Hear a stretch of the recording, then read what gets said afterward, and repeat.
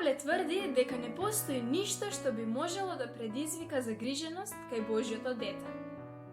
Тој бил свесен за се она што може да предизвика загриженост и почувствувал на своја кожа.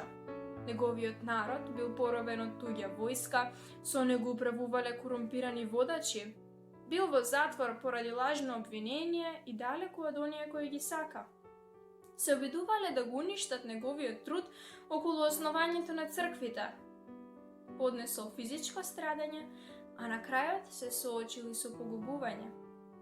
Сепак Павле вели дека не постои толку голема криза среде која Бог не може да ни донесе мир.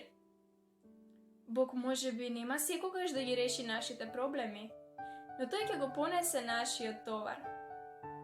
Тој сака секој да го доживее совршениот мир кој го надминува секое човечко сваќање. Без оглед на околностите, секогаш можеме сиот товар и грижи да му ги предадеме на Бога и да дозволиме неговиот совршен мир да управува со нашето срце.